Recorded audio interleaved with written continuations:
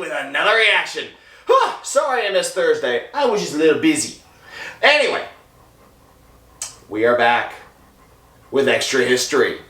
We're back with the man, the myth, the man with the plan, Bismarck. Woohoo! Oh, this is gonna be good. So last we left off our good man Bismarck, he had just finished wiping out the Austrians with Moltke. And now here comes France. The greatest enemy of yes. Because let's face it, France has fought everybody. France fought the Russians, France fought the Germans, France fought the British, France fought the Americans, France fought the Italians, France has fought almost every country in Africa, France has fought the Indians, France has fought everybody. Everybody has fought France. God, I guess the easiest question is who hasn't fought France? Seriously. I guess the Australians, but they're technically part of the British Empire, so technically, yeah, I'm getting too into this. Anyway, we're here with Bismarck, and we're getting ready to fight the French. But before we start this video, make sure you turn on notifications, like and subscribe, and of course follow me on all my social media down below in the description.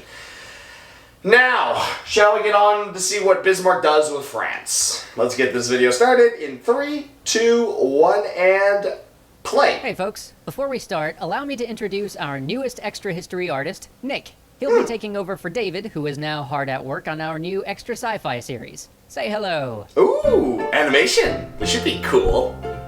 Alright, let's see what we got.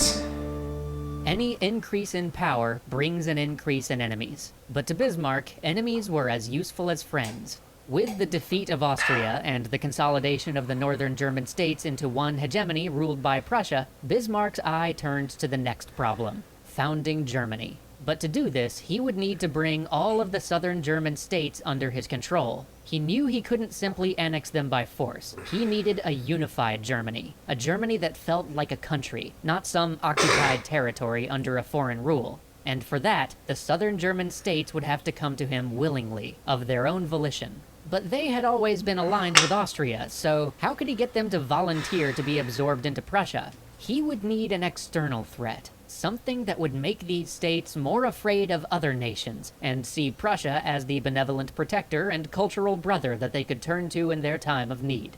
And what better enemy than France? Exactly. Napoleon III, who had been willing to stand by and let Prussia pick off its neighbors back when it was a minor power, suddenly woke up and realized that a power to rival France had just emerged on its border. Yeah. Already upset about the fact that he hadn't gotten any territory as a bribe for staying neutral in the war between Prussians and Austrians, Napoleon was primed and ready for a conflict with Prussia. But there was a problem. Both Prussia and France needed the other one to be the aggressor. Neither wanted to risk international rebuke or the possibility of foreign intervention in their cause. Yeah. But Bismarck had a plan. Bismarck always has a plan. His plan was wait until circumstances presented themselves that allowed him to formulate an advantageous plan. So he did. Then, when the Queen of Spain was suddenly kicked out of Spain by revolutionaries, Bismarck knew it was go time. Because when a European monarch vacates their throne, there is always a multinational scramble for succession. In this case, you'd think it would be less complicated because the Spanish kicked out their monarch and were essentially choosing a new one for themselves instead of trying to untangle and war over some Byzantine genealogical tree. But no, they instead decided to offer the crown of Spain to a German prince. Bismarck was all for this. He pushed for Prince Leopold to accept the offer, despite the fact that his name didn't even have Wilhelm in it anywhere. What? He knew full well that Napoleon III would have to rage against this offer. After all, if Spain ever allied with Prussia, which would be far more likely with a Prussian prince on the Spanish throne, France would be surrounded. King Wilhelm was against this, and even Prince Leopold didn't see great prospects in being king of a country that had spent most of the last century in revolt, but Bismarck's diplomacy prevailed, and the offer was accepted. All of these dealings were kept a very close secret, though. If France found out too early, the consequences could be disastrous. What Bismarck needed was for Leopold to be proclaimed king by the legitimate assembly of the people of Spain before Napoleon could make a move. That way, if France declared war over it, the world would see them as the aggressors.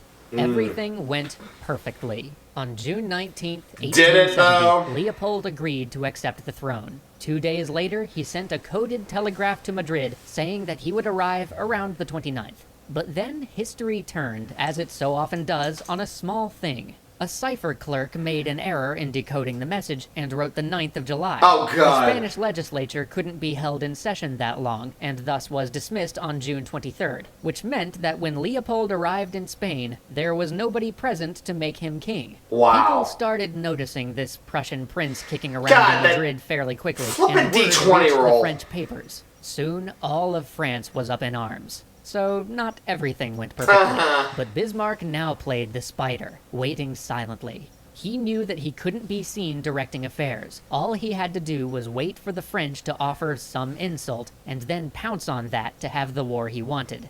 But he didn't factor in Wilhelm. The king had always been opposed to the prince running off and taking the Spanish throne, so when the French outcry flared up, the Prussian monarch put his foot down and told Leopold to withdraw his nomination. This was a huge diplomatic win for France, but like always, Napoleon III pushed it Oh, too I far. need that He as a sent gift. diplomat to ask Wilhelm to swear that no Hohenzollern would ever sit on the Spanish throne. The king found this mildly insulting, as there was no way he would promise something like that in perpetuity. And besides, he had already pulled Leopold from the throne, and it wasn't likely to come up again. He felt that he had already been perfectly reasonable about this. So he replied that he could promise no such thing, and sent the French ambassador away.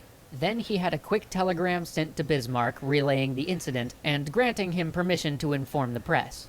But Bismarck always had a way with vague instructions, and with words. He did indeed inform the press, but the message he passed along to them The was French were carefully mean to edited. us. It wasn't false, per se. It wasn't even really a misrepresentation. He just omitted some words. Omitted some words in such a brilliant way that when the German people read it, they would think the French ambassador had insulted their king. And when the French read it, they would think that the Prussian king had insulted their Wow, ambassador. this seems That did familiar. the trick. The people were up in arms, and the French were ticked. Paris all the more so because, coincidentally, the telegram happened to come out on Bastille Day. Ooh. And Napoleon III needed a war. His regime was largely unsuccessful, and his foreign entanglements had been a disaster. He thought that if he could crush Prussia and gain territory for France, he would be back on stable footing. Soon, hundreds of thousands of French troops were pouring across the Prussian border. Bismarck had his defensive war. The French had invaded, and he had the moral high ground.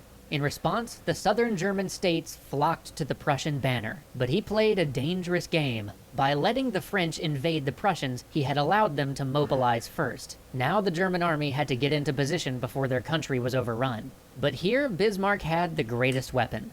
Moltke. Damn right. The French had better rifles than the Germans, but the Germans had better ideas about modern war. Prussian observers had studied the American Civil War and knew that a train schedule could be as powerful a tool as any gun. Oh, yeah. Moltke embraced the idea of the railroad and the telegraph. With coordination and these new technologies for movement, he not only got the German army to the front in time, he got more men there than the French did. But he did more than just this. He rewrote the rules so that German units no longer simply marched in great columns and fought in great lines, but rather acted as small units less susceptible to fire. He pushed the idea that, since piercing the center of an army was no longer as much of a concern due to the deadly nature of modern rifles, they should worry less about artillery getting overrun and more about how effective it was in a fight. So he moved his artillery closer to the action, and had them working in conjunction with The his birth units. of the field He had gun. a general staff, the only one in Europe, whose sole purpose was to draw up war plans in peacetime, and think through all of the probable scenarios of Moltke. coming conflicts. With these advantages and a superiority in numbers, Moltke immediately took the offensive, rapidly pushing the French back across the border and charging into French territory. Time and again, the French reeled before the Prussian forces. Soon, the French armies were falling back, trying to link up with reserves further down the line. But the retreating army was spotted by a small cavalry brigade, and nearby Prussian forces were ordered to move in and cut them off. Unfortunately, due to some wild miscalculations by both sides, the Prussians had just sent 30,000 men to engage what turned out to be 130,000. The French were beleaguered and demoralized, but had an overwhelming advantage in men. The Prussians were ready for the fight, but ended up pinned by the French artillery. In desperation, the Prussian commander sent a message to a nearby cavalry commander, saying that the artillery must be cleared. Famously, the cavalry commander said, "It will cost what it will cost," and readied his men. Obscured by the terrain, they burst through the cannon smoke at the last minute, bearing down on the foe, giving them only 1,000 meters to react. The cavalry crashed into the artillery and tore through it, silencing the batteries that had so long hampered the Prussian army. This is arguably the last cavalry charge to significantly change the course of a battle in modern military history. But even 1,000 meters is a long ride when you've got modern guns firing at you. Of the 800 horsemen who set out, only 420 made it back. And it turns out that Bismarck's son was among this regiment. It was late in the night of August 16, 1870, when a messenger arrived to tell Bismarck his eldest son was dead. Quartered only 20 miles away from the battlefield, Bismarck rode like a man possessed to find the body of his son, only to be greeted by his very much alive son laughing and joking in a farmhouse nearby. He had taken a bullet to the leg and would be out of the fighting, but was in no mortal danger.